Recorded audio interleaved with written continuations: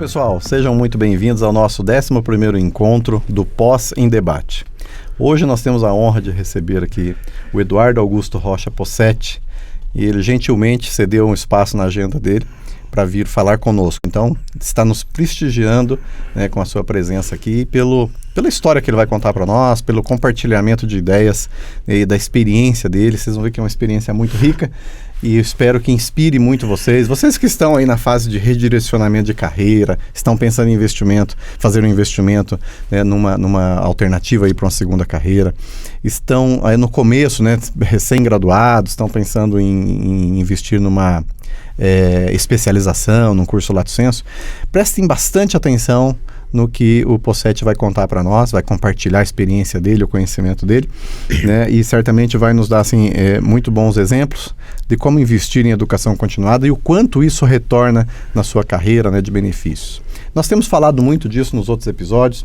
Quem não assistiu ainda os outros episódios, acessem, né, o nosso canal lá do YouTube, da FECAP, e lá dentro tem a playlist do Pós em Debate. Nós já temos vários programas publicados e esperamos que vocês gostem desse conteúdo, que vocês utilizem de alguma maneira, seja para influenciar uma decisão de vocês, uma decisão, né, de alguém muito próximo de vocês, às vezes até a sua equipe profissional nas empresas que vocês trabalham.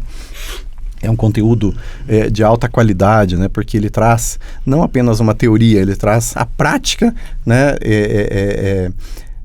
que ao longo do tempo esses convidados nossos, né, têm trazido para nós como exemplo. Então aproveitem bem esse conteúdo e aproveitem bastante o que nós vamos discutir aqui hoje.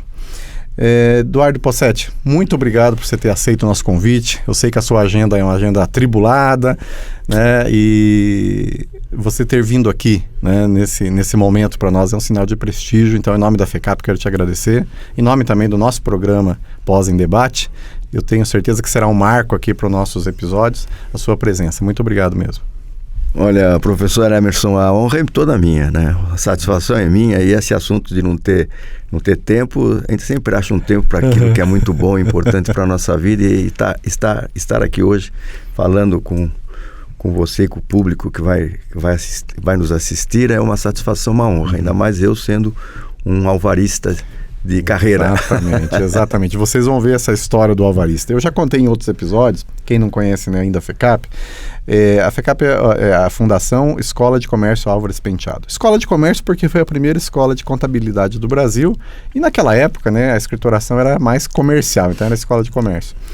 E quem passa por aqui, quem conclui qualquer curso, ele se torna um alvarista, faz parte, né, do nosso grupo de egressos, e todos com muito orgulho, né, de ter passado por aqui. E muitos vêm, fazem um curso, voltam, fazem outro, aprimoram outros cursos e de repente voltam como docentes, né? Eu já contei um pouco da minha trajetória sobre isso, fui aluno aqui, depois no mestrado, e depois voltei como docente, coordenador dos cursos, né, de auditoria, 2 cursos de auditoria e o de perícia também. Então a gente fala isso com muito orgulho, né? Sou alvarista, de alguma maneira volto e contribuo, assim como, né, vocês vão conhecer a história do Possetti, a relação dele com a FECAP, vocês vão ver quão grande é a contribuição que ele tem dado, né, até hoje aí para a FECAP. Eu vou falar do seu currículo aqui, Possetti, depois aí você complementa alguma informação que você, né, achar importante e tudo. Tá bom. O Possetti, ele é alvarista porque ele fez, né, o bacharelado em Ciências Contábeis aqui na FECAP. Ele fez na década de 70. Depois ele vai detalhar isso, né, no nosso bate-papo aqui.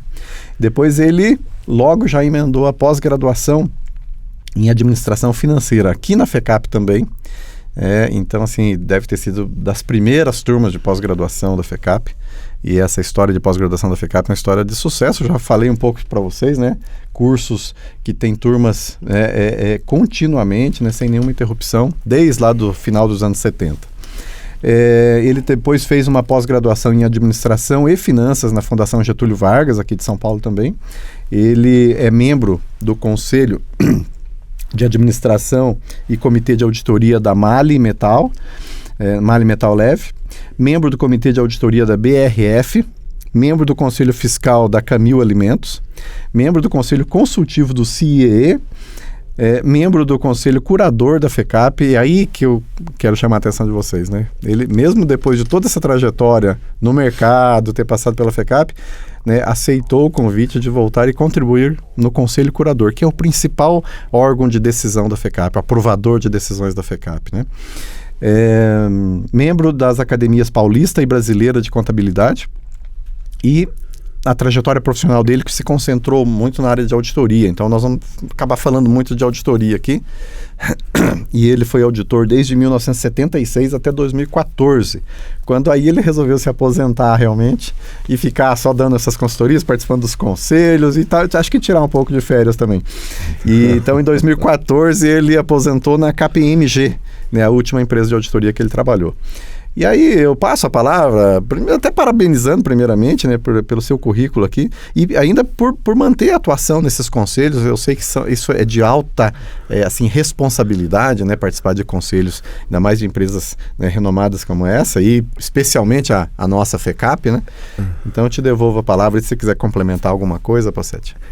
Bom, enfim, como você colocou, eu com muito orgulho, muita honra, eu fiz a minha graduação aqui em contabilidade, e foi através dessa graduação que eu me tornei auditor independente. Por incrível que pareça, eu estava no segundo ou terceiro ano de contabilidade, e o professor Andreoli, Walter Arnaldo Andreoli, dava contabilidade de custos. E nós éramos muito, muito próximos, discutíamos muito a contabilidade da época, né? E um dia ele nos chamou, eu e mais alguns amigos da nossa, que estavam sempre juntos, e falou: olha, vocês estão estudando contabilidade, vocês têm que trabalhar em empresa de auditoria. E eu, naquela ocasião, isso foi em eu me formei em 77 aqui na Auras. Acho que foi 75 para 76, porque eu comecei minha carreira em 76 na Pricewaterhouse. Naquela ocasião era Pricewaterhouse Pitt, que é o P da KPMG hoje. E aí eu falei, uma auditoria, e eu trabalhava, eu tinha acabado de ser aprovado no concurso para a Caixa Econômica do Estado de São Paulo. Poxa vida. Para a família, aquela época, você entrar numa concurso, empresa... Né? Estadual, quer dizer, era uma coisa fantástica. Era um sonho de muitos jovens, né? Era um sonho, então. Eu estava bem lá E aí, mas o professor Arnaldo, o professor Andreoli falou, olha, você tem que ir para auditoria, uma coisa que tá no Brasil ainda não é tão grande, mas está crescendo, tem muitas empresas, são todas empresas internacionais. Aquela conversa, vamos resumir, senão fica conversa longa. Bom, enfim, eu tomei a decisão com meus amigos, e mais 2 amigos, eu e mais 2, e eles tinham outros trabalhos. Eu na Caixa, eu pedi demissão, meu pai e minha mãe queriam que coragem naquela época. Queriam me executar. Eu imagino, a preocupação deles com o filho, né? Queriam me executar, mas eu acho que foi a melhor decisão que eu tomei na vida. O professor Andreoli, toda vez eu falo isso, é o cara que direciona minha carreira, foi ele que mudou minha vida. Aí eu comecei minha carreira na Price, depois eu saí da Price junto com o Antoninho Trevisan, saiu para fundar a Trevisan, e eu trabalhei com ele na Price. Aí ele me convidou, aí fiquei muitos anos com ele, quase 30 anos juntos. E fizemos toda uma vida na Trevisan, enfim, e depois nós assumimos a operação. Ele saiu, ele vendeu para os sócios, eu assumi a presidência da empresa. Naquela ocasião já era BDO, né?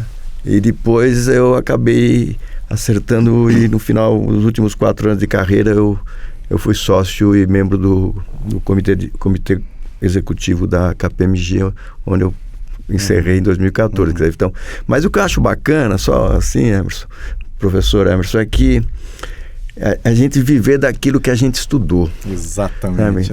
Não tem preço isso. Não tem preço isso. Quer dizer, a gente vê muitos profissionais que acabam dirigindo-se para outras coisas, empresarialmente também, acho válido e bacana. Claro. Mas eu fico muito gratificado, agradeço muito a Deus, porque eu vivi minha vida toda de contabilidade, de auditoria, e a FECAP foi um marco, né? E até hoje fico extremamente orgulhoso e honrado de estar aqui no Conselho Curador da Fundação. E então foi isso. E é uma carreira longa, quer dizer, depois que eu parei em 2014, eu entrei para o mundo de governança, né? Sempre com o papel de ser o especialista em auditoria e contabilidade, né? Que normalmente as governanças das empresas de capital aberto precisam, principalmente para os comitês de auditoria, conselho fiscal e até o conselho de administração. E eu passei já por esses já vão para 11, 12 anos que eu estou nessa vida de conselhos e eu passei por muitas empresas, essas são as que eu estou atualmente, né, mas já passei por outras e isso dá uma visão muito grande para a gente, profissionalmente, porque a auditoria é uma profissão dentro das profissões que são ligadas à contabilidade, que o ensino continuado é importantíssimo. A hora que você começa como um trainee até você se aposentar, você é treinado tecnicamente na profissão. Não para de estudar e não pode parar. Não pode se estudar. Recusar, tentar. E mais que isso, mesmo como eu assumi a decisão de continuar ainda atuando em governança de empresas, eu continuo estudando, né? Muito. Eu acompanho diariamente praticamente as mudanças das normas internacionais de contabilidade, as normas internacionais de auditoria que no Brasil são emitidas por lei pelo Conselho Federal. Então é isso, quer dizer, foi uma jornada que eu ainda estou seguindo por mais um tempo, só até Deus me dar um pouco de saúde. Não para, né? Não para, mas eu acho legal porque falamos de pós-graduação e esses anos todos em empresas de auditoria, eu fiz outros cursos, tá? Eu não coloco tudo mas esses são os primeiros marcantes que eu tive. Mas pós-graduação e o ensino pós-acadêmico, o ensino acadêmico, mas pós-graduação, é a coisa mais importante da carreira de um profissional, professor. Eu vejo isso, eu vi isso ao longo de toda a minha jornada profissional, o quanto é importante o profissional ele se aprimorar, ele estudar, ele estender os seus conhecimentos naquilo que ele se dedica profissionalmente, quer dizer... Você abordou aqui a essência da proposta do nosso programa, que é a gente discutir assim, a importância, a influência, a relevância de você partir por um curso mais formal, assim, de especialização, né? Depois da graduação, né? Se especializar, e às vezes mais de né? Especializa numa área, depois a carreira vai evoluindo, você especializa em outra e tudo. E aí que eu quero chamar a atenção do nosso público, porque nós não estamos falando assim de pós-graduação como um curso só complementar ou só um certificado, nós estamos falando de conhecimento, né? E conhecimento que agrega valor na sua carreira. E agregando esse valor, te dá autonomia profissional, te traz a carreira nas suas mãos, né? E claro, você vai prestar serviço numa empresa ou vai como autônomo, você vai ter clientes, né? Então você tem que ter essa relação com o cliente. Então, assim, ela está nas suas mãos, mas você tem que estar também ligado à necessidade do cliente, né? Mas o conhecimento que você adquire na pós-graduação, né, como o Pocético vou dizer, é fundamental. Ele é muito rico ali para o teu processo de encarreiramento, né, de crescimento profissional, né? É importante a gente dizer isso, porque às vezes a pessoa fala, tem já graduação, posso ficar tranquilo. Não pode, né? Não pode. Nós falávamos num episódio anterior sobre isso, né, de estudar sempre, investir, né, no conhecimento. Sem dúvida, essa é uma verdade absoluta, porque a profissão, qualquer que seja ela, né, cada vez mais ela se especializa, ela avança, né, a ciência, qualquer ciência, ela, na verdade, ciência para mim não é meu essa frase, é uma frase que eu ouvi de alguém que fala que ciência é uma sequência de verdades provisórias, né? Que sempre vai evoluindo, uma vai complementando ela é uma verdade provisória, porque vai vir uma outra verdade que vai acumulando. Mais completa, né, com outro ponto de vista. Exato. E na ciência contábil, é primordial você continuar os seus estudos, os seus conhecimentos, que é um universo muito grande. E como nas empresas de auditoria a educação continuada é condição sine qua non para você seguir na carreira, nós também, além de nas empresas a gente ministrar os treinamentos internos, as empresas maiores têm suas áreas de treinamento, mas as empresas, e eu ao longo de todos esses anos que eu fiquei na Trevisan, depois BDO, nós incentivávamos e bancávamos não só para os alunos, para os profissionais fazerem completarem suas graduações, né, mas entrarem no pós-graduação. Então, a pós-graduação sempre foi incentivada dentro das empresas de auditoria que eu participei. Né? Então, os profissionais, eles recebiam um incentivo de coparticipação da empresa para poder ajudá-la no pós-graduação. Então, eu vejo isso, eu acompanho isso nas empresas que eu atuo, como conselheiro, como membro de comitês, a importância do profissional que tiver no corpo diretivo, no corpo gerencial superior. É impressionante a importância de ter as extensões de ensino, porque não tem como. E você vivenciou algumas décadas, né, onde a contabilidade evoluiu, a área, a economia, finanças do Brasil, mas do mundo inteiro evoluiu. Normativos, né, ligados à governança, à gestão pública, privada, normas contábeis. Você viu uma evolução durante, no mínimo, aí 3 décadas, até um pouco mais. Né? Com certeza. E evoluiu muito, né? E aí, vocês, pelo que está dizendo para nós aqui, para o nosso público, né? As empresas em que você atuou sempre demonstraram que valorizavam esse processo de investimento em educação continuada. Não, valorizam, e todas, pelo menos as que eu estou em conselho, passei por conselho, também da mesma forma, temos programas de coparticipação com os profissionais para incentivá-los a fazer seus avanços em pós-graduação, mestrado. Mestrado dentro de empresas, não tanto, né? Porque aí eles querem que o profissional não vá dar aula, na verdade, né? Quer concentrar o profissional com eles. O profissional tem que fazer o seu foco. Mas eu vejo que o mestrado é também uma posição que acho que dá uma dignidade pro profissional, pro bacharel, fazer uma pós, fazer um mestrado, quem sabe depois um doutorado, quer dizer, é uma coisa fantástica. Eu tive a satisfação, a honra de trabalhar com muitos profissionais de contabilidade que eram mestres e até doutores em contabilidade. Né? Você vai falar assim, por que você não fez? Né? É uma boa pergunta, até hoje eu me questiono, talvez eu ainda faça. Por que não? Né? Talvez eu ainda faça. Exatamente. Ainda está em tempo. Porque... E com essa experiência que você tem adquirido, porque como eu fiquei era um trabalho, sempre foi um trabalho de auditoria muito forte, muito corrido, e você acabava tendo que fazer sua educação continuada, com certeza. Eu fiz pós, mas um mestrado, como eu nunca fui um professor, docente, enfim, eu não me entusiasmei. Mas eu tenho assim uma admiração profunda por estudo de muito bom, né? E doutorado. Ver um profissional que atingiu assim o seu nível de carreira e ainda atua, né, nos níveis tão importantes aí nos conselhos, fazer esse reconhecimento, porque às vezes o jovem quem entra para o mestrado, ele fica preocupado, será que o mercado vai reconhecer isso? Será que eu vou ter uma oportunidade de lecionar? Será que lá no corporativo, né, o mercado corporativo vai me reconhecer? E a gente, nas entrevistas para o ingresso no mestrado, né, às vezes até para orientar, como se fosse uma orientação vocacional, a gente destaca isso para eles. Poxa, o mercado reconhece. Se uma empresa às vezes não percebe muito bem isso, outra vai perceber. O cliente, às vezes, certeza. Né, é igual a gente que atua na perícia, né, o juiz ali no teu currículo resumido, ali, o juiz sabe que a importância que tem aquele investimento que você fez em educação. Com certeza. E tem uma realização pessoal também, né, uma realização pessoal que te dá... Isso não tem preço. Não tem preço, né? Puxa, que bom você fazer esse depoimento, Pocete, porque às vezes nós temos público que está pensando em ir pro mestrado, de repente ir pro doutorado, e a primeira coisa que é comum do ser humano ver são as dificuldades, né? O investimento financeiro, o investimento de tempo, a pesquisa, a orientação da pesquisa. Claro que não é fácil, mas flui tão bem se você se dedicar, e os frutos vêm rápido. Tudo na vida não é fácil. Não. Assim, a vida é a vida. Você tem todo o seu desenvolvimento humano, social, familiar, né? Que é importantíssimo.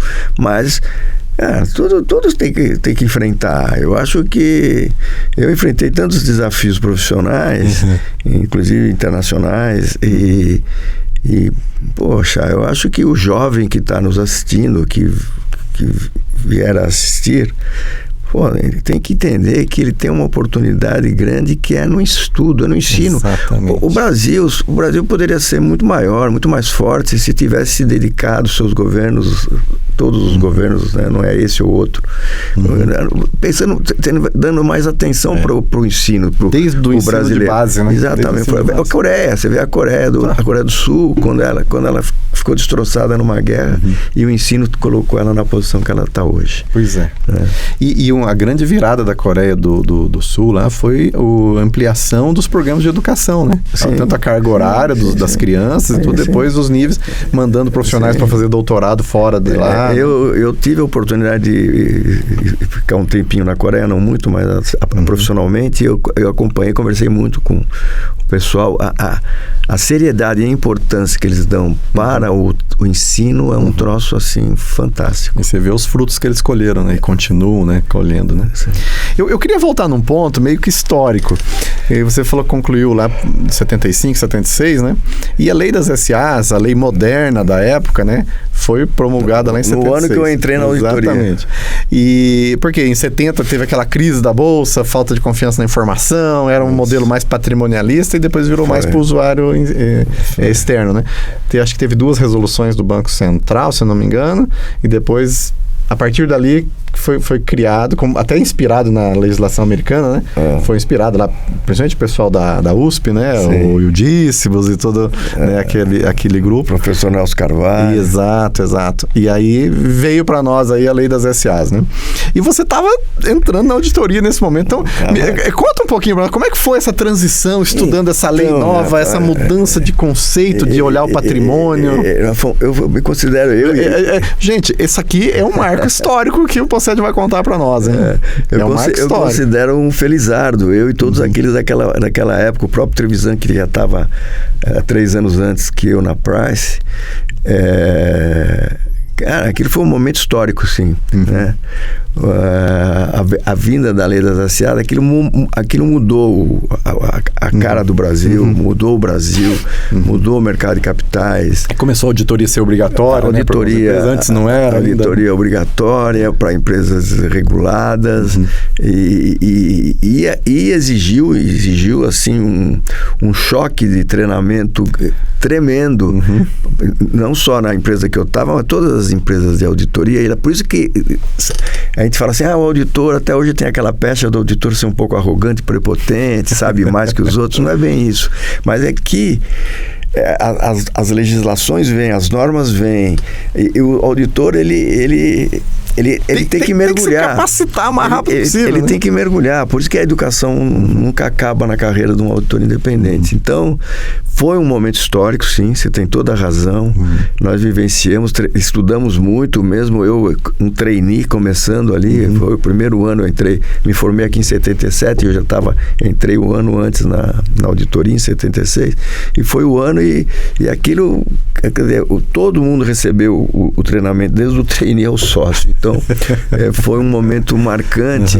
E olha, eu vou dizer isso foi importante porque foi uma mudança tão grande na economia brasileira, na legislação de mercado de capitais, enfim, que isso fez com que aqueles profissionais que conviveram com aquilo pegaram o gosto pela... Porque foi uma outra forma de ver o resultado financeiro da empresa, né? Antes você contava o patrimônio histórico, custo histórico, e até o formato do balanço era diferente, né? Balanço era diferente. O disponível vinha para baixo e o imobilizado, então, era a escola italiana, né? Patrimonialista. A demonstração de lucros e perdas, né? Exato. Era muito mais simples e aquilo veio para modernizar e trazer mais transparência, já foi um primeiro início. E depois, em 2011, né, o governo Lula decretou a Lei 11.638, que aí também... Harmonização, né, as normas internacionais. Você acha que, em termos de impacto, assim, de evolução para a contabilidade, ou vamos pensar na divulgação dos dados, né, o disclosure lá, você acha que 76 foi um impacto maior do que 2011? Então, eu acho que foi 76. Ó, isso aqui é uma discussão histórica de novo, eu pessoal. Acho que foi, porque era tão novo. Foi radical demais a mudança. Aquilo, as normas internacionais, em 2011, com a convergência, enfim, com a criação do CPC, que o CPC foi criado um pouco antes pelo Conselho Federal, o presidente Martoni criou o CPC, já prevendo que viria a convergência, né, por lei. A lei estava sendo já montada. Claro, atingiu positivamente o mercado, enfim, a qualidade das demonstrações financeiras, a harmonização. Mas em 76 foi mais chocante. Foi, né? Porque se tinha pouco conhecimento da mudança, ela foi muito mais assim impactante, e o mundo empresarial tomou aquilo com muito, assim, não é surpresa, mas tomou aquilo como uma mudança gigantesca, né? E todos nós que na época trabalhávamos, iniciávamos carreira, já eram profissionais mais antigos, tiveram que mergulhar, discutir muito, estudar muito curso, muita discussão. E muitos balanços refeitos naquela época, não foram? Eu estudei um pouco essa história. Eu falei, puxa, deve ter sido um caos. O próprio regulador era novo, né? A CVM era nova. E o Banco Central não, obviamente, né? Era o banco, o regulador, depois foi criada a CVM. Depois a CVM foi criada na sequência ali. O Roberto Teixeira da Costa foi o primeiro presidente da CVM. Numa pesquisa no mestrado, eu pesquisei sobre a evolução do disclosure no Brasil. Então, quando chegou lá, a contabilidade no tempo do Império ainda, né?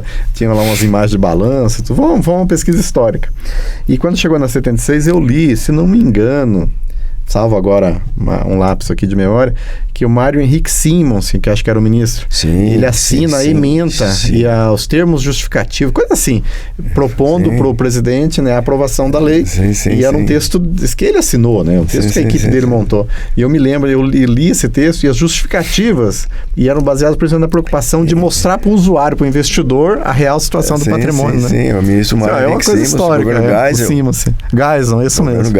Eu lembro bem, teve o AI-5 naquela ocasião, eu estudava no Largo São Francisco, só um parênteses assim, e o pessoal do direito, da Escola de Direito da USP, né? Nossa, os caras fizeram barricada e a gente queria entrar na faculdade para poder estudar, estudava à noite. E eu tive que varar algumas barricadas na semana do AI-5. Que história rica é essa, Pocente? AI-5. Quem gosta de Cheguei história... a entrar pela lateral ali da escola, por trás do porão, para poder assistir aula. Porque os caras da USP fecharam tudo ali em protesto contra o AI-5. Tinha, obviamente, os motivos deles, né? Talvez não estão ouvindo, assistindo, os jovens não vão nem saber do que eu estou falando. Né? Isso que eu ia falar para os jovens aí. Quem não conhece essa história, gente, vocês podem começar pesquisando pela crise da Bolsa de Valores no Brasil. Era mais de uma bolsa, acho que tinha até uma bolsa em Minas, que também é do Rio, né? É do Rio. É do Rio, que era forte, era mais forte dos anos 70. Teve casos assim dramáticos de suicídio, até de empresas que só tinham no papel, né? Vale a pena pesquisar essa história. Essa história não foi muito bem contada até hoje, eu acho, sabe? Devia ter mais detalhes, né? E depois disso, o governo resolveu regulamentar. Aí o Banco Central, na época, depois criou a CVM, depois veio a lei das SAs de 1976, que depois foi, né, reformada, não sei se a gente pode dizer assim. Complementada, assim, né? Agora em 2011.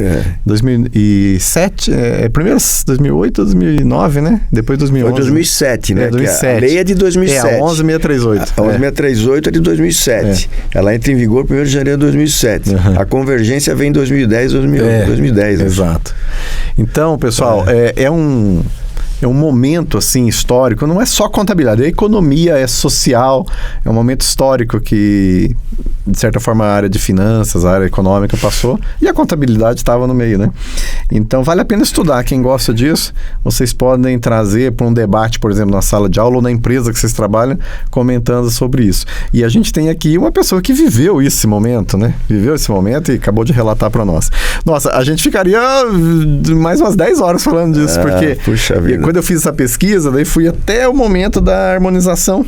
Inclusive foi apresentado num congresso na Convenção dos Contabilistas no Paraná e foi premiado. Foi bacana. O primeiro artigo que eu escrevi que foi premiado. Felizmente tivemos outros, mas esse foi bem relevante assim para minha história aqui do mestrado. Que bacana. E fomos premiados lá, em Foz do Iguaçu, inclusive, o evento, na convenção lá, é São Paulo, né? E era sobre isso, a evolução do disclosure e a forma que eram demonstradas isso. E agora eu fiquei assim, falei, puxa, imagina eu vivendo aquela história e poder contar igual você viveu e está contando, né? Muito bacana. Possete, aí pulando agora já para a atualidade, né? Que você já deu assim uma introdução muito boa sobre a importância do investimento em educação continuada, né? E a gente sabe, né, que a educação continuada ela foi muito assim, foi regulada de uma maneira lá para os auditores, primeiramente, para pontuação e tudo, né? E às vezes as pessoas não compreendiam muito bem a importância disso, né? Mas acho que ficou ao longo do tempo muito claro, né, que isso na verdade era um incentivo ao processo de capacitação constante, né? E aí você, com toda a tua experiência e essa vivência que você teve nesse processo evolutivo aí de aprendizado contínuo, o que você diria aí para os nossos, principalmente para os jovens, né, que estão pensando em partir para uma especialização, que sugestão ou até mesmo uma orientação que você dá para eles sobre isso?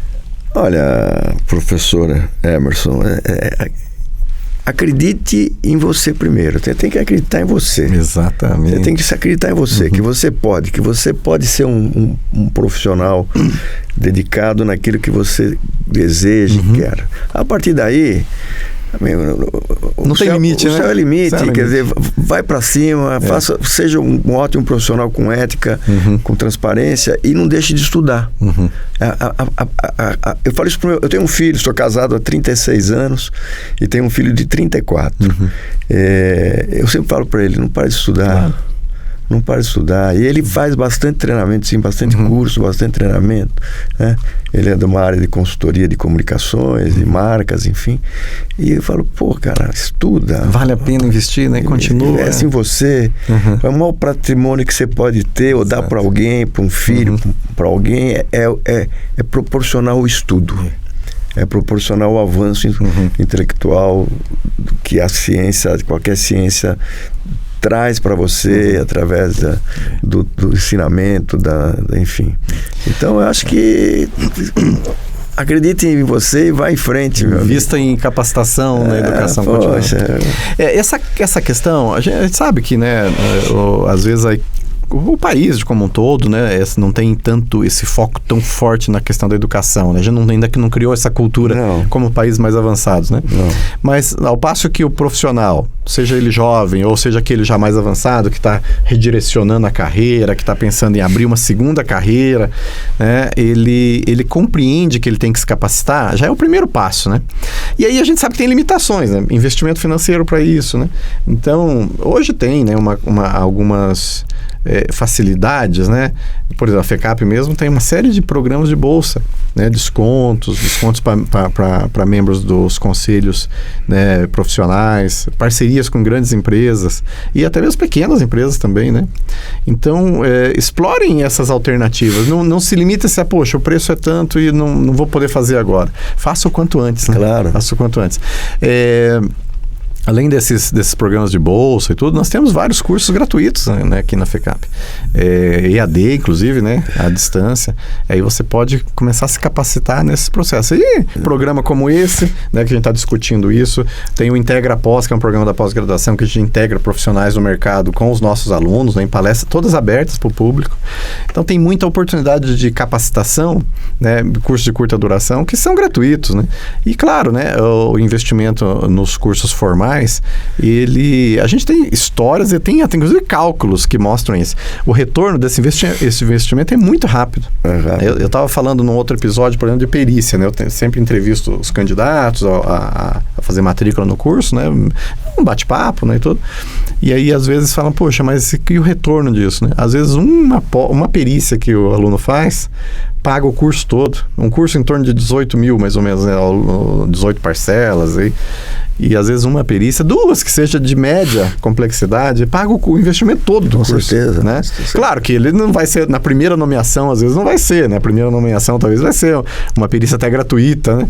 Mas ao longo de algum tempo, né, ele consolidando a carreira e tudo, vão surgir remunerações que pagam todo o investimento que ele fez. Assim como o mestrado, né? Numa oportunidade aí, de repente até lecionando mesmo, você, no mestrado acaba pagando quase que o curso todo, né? Então o retorno vem. Mas além do financeiro, né, tem o retorno do conhecimento, da satisfação de você aumentar o teu saber, né? Isso dá um diferencial, assim, pro seu íntimo, pro seu desenvolvimento profissional, mas para você mesmo, entendeu? É como você está colocando, né? Eu sempre procurei estudar e avançar e me desenvolver profissionalmente estudando. Você tem a prática, você tem o dia a dia, você tem outras funções dentro de uma organização quando você atinge uma posição de gerenciamento, enfim, mas o ensino ele caminha junto, ele não pode ficar afastado. Ô Poccetti, eu sei que você não lecionou formalmente em cursos e de instituições, até pela falta de tempo e auditoria.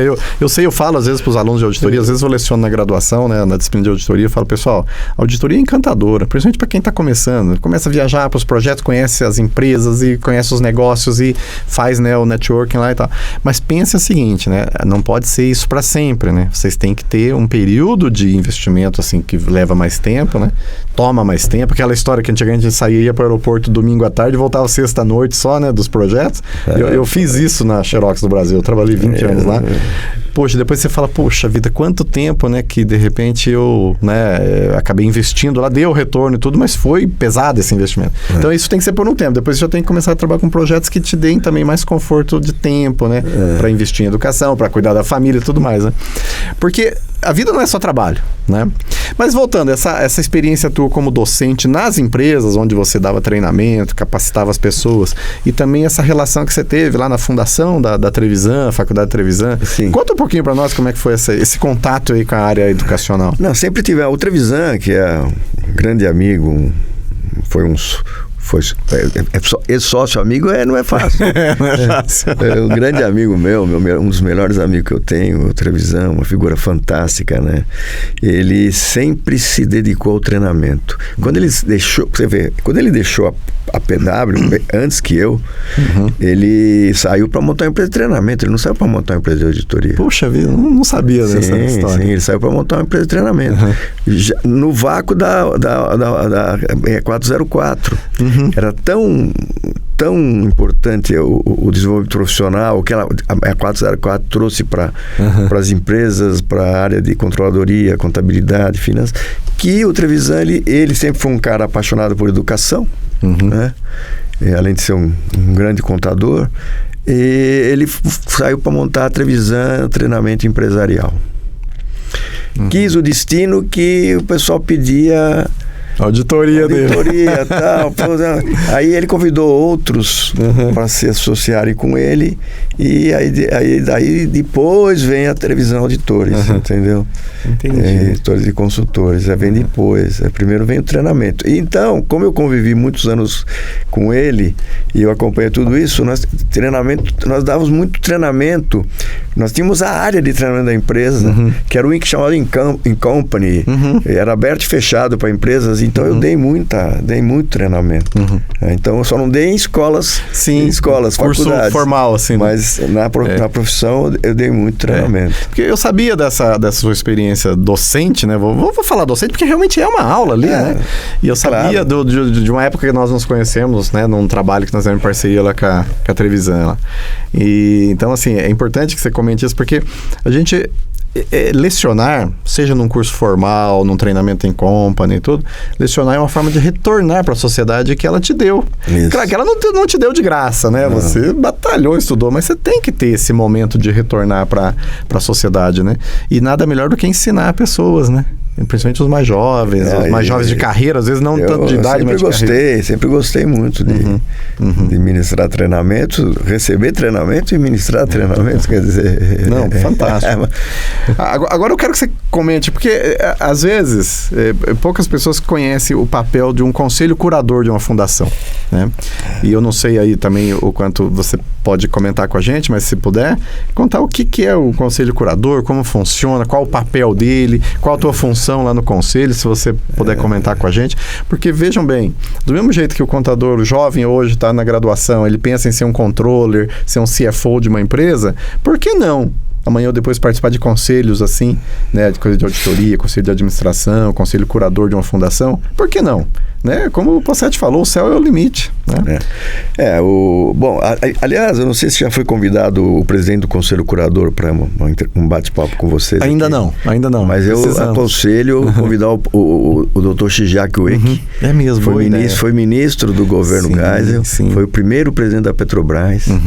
O cara, e ele é avarista e até hoje se dedica muito a conselhos e tem seus negócios também. E é uma conversa deliciosa. Ele tem histórias maravilhosas da contabilidade, da profissão. Mas um conselho curador, ele é o órgão máximo de uma fundação, né, por lei. Né?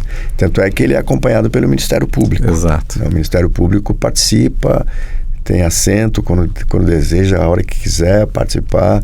Todas as nossas discussões e conversas, elas são gravadas, atas, enfim, que fica à disponibilidade do Ministério Público de curadorias. Né? Essas reuniões são públicas ou não? O público não tem acesso? Fica só quem tem acesso à reunião é o Conselho, obviamente, os executivos que o Conselho convoca, né, da Fundação. Entendi. E o Secretário de Educação, o Ministério da Educação, tem assento e o Ministério Público. É como se fosse o Conselho de Administração de uma empresa. Simples. Ele está lá para poder acompanhar e direcionar as estratégias da Fundação, discutir as estratégias e que os executivos vão tocar, o reitor, o vice-reitor e os demais vão tocar a Fundação e acompanhar o desempenho e discutir o desempenho, acompanhar, redirecionar estratégias, receber informações que vêm para poder se discutir se vão para esse lado, não vão para esse lado, né? É um conselho de administração de uma empresa, né?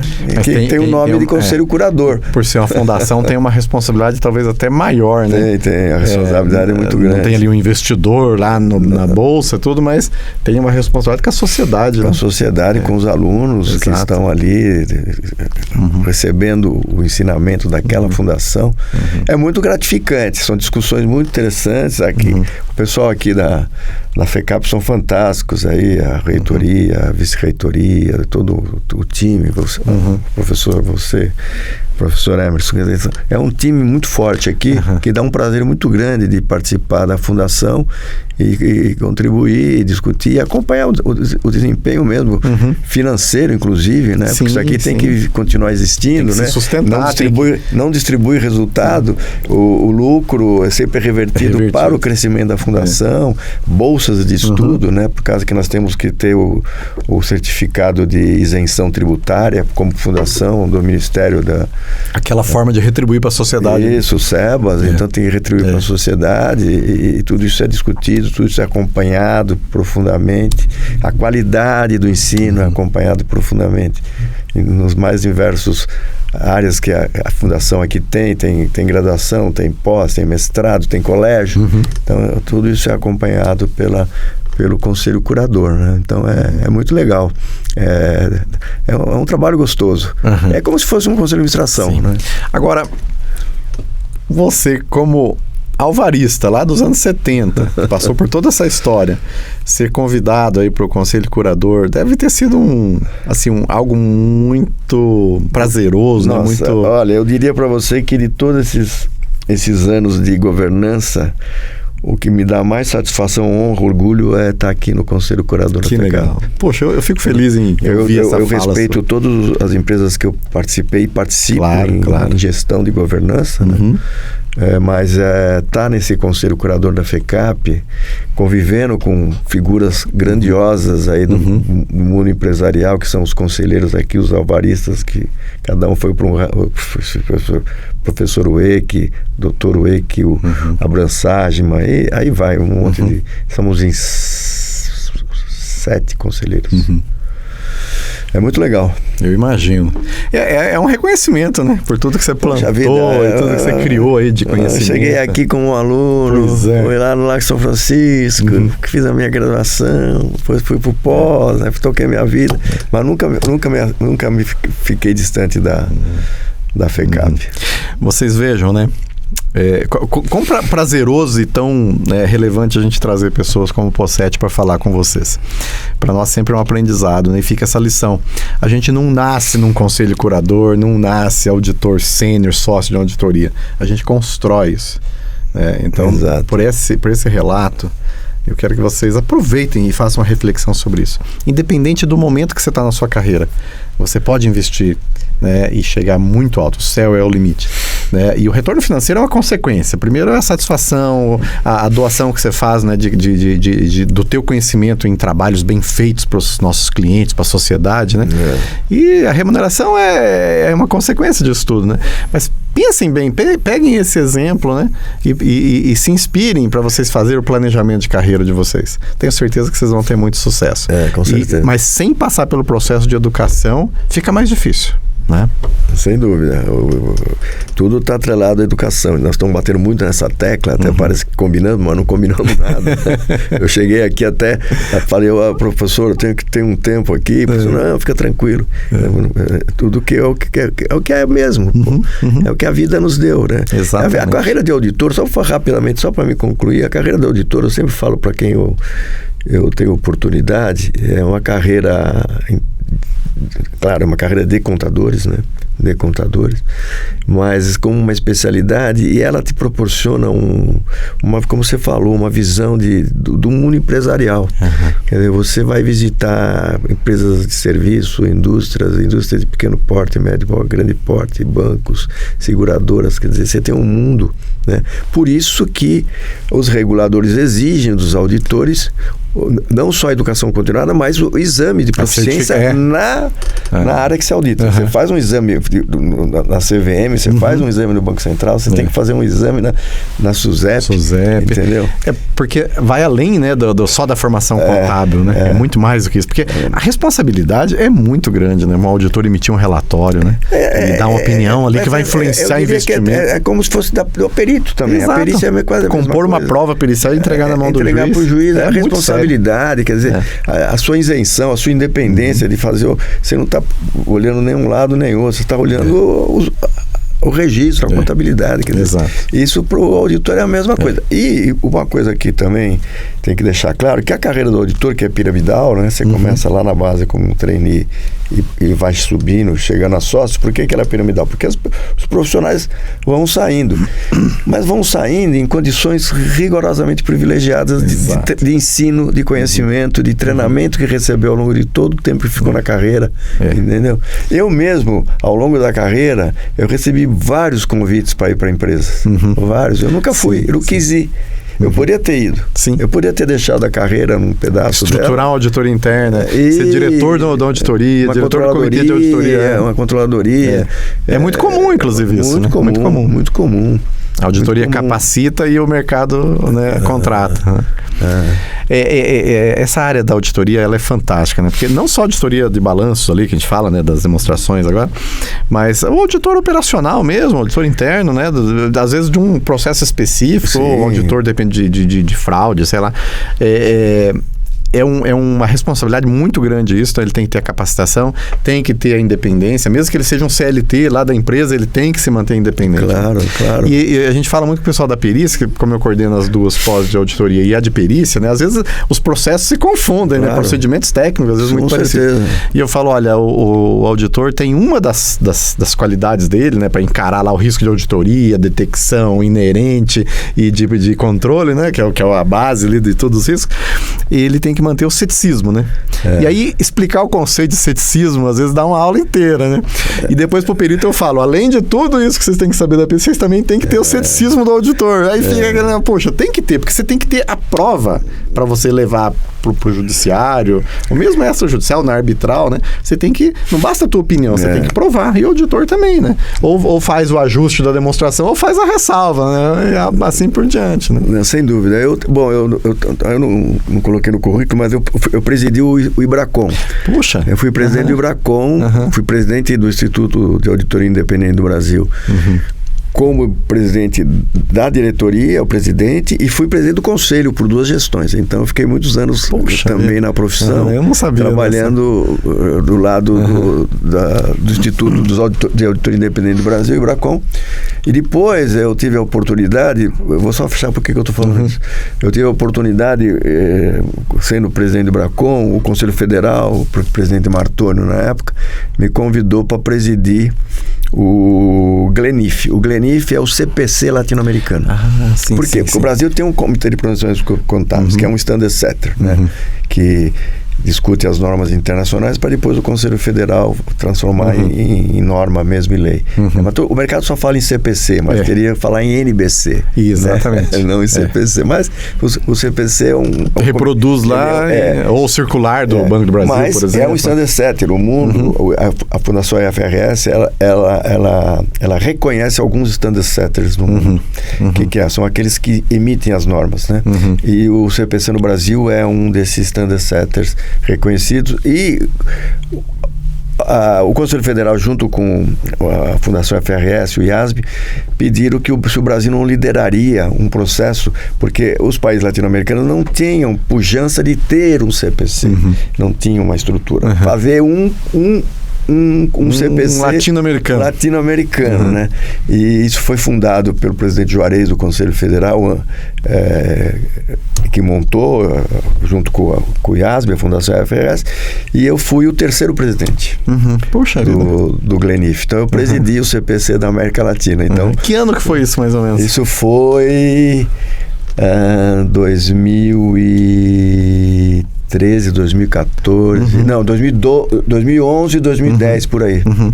2011, por aí, 2010, 2011, 12, por aí. O Pocete, é uma bagagem de experiência, de vivência muito grande, hein? Puxa vida, eu fiquei muito feliz em conhecer todos esses detalhes. Você tem que estudar. Claro. Você não faria nada dessa se não tivesse investimento em educação. Mas é muito prazeroso. Claro. Você convive com tantas pessoas interessantes, pessoas competentíssimas.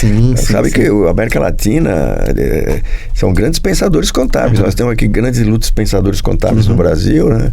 Você citou o professor Eudice, o Nelson Carvalho, Eliseu Martins, o Antoninho Trevisan, o Guide Almeida Andrade.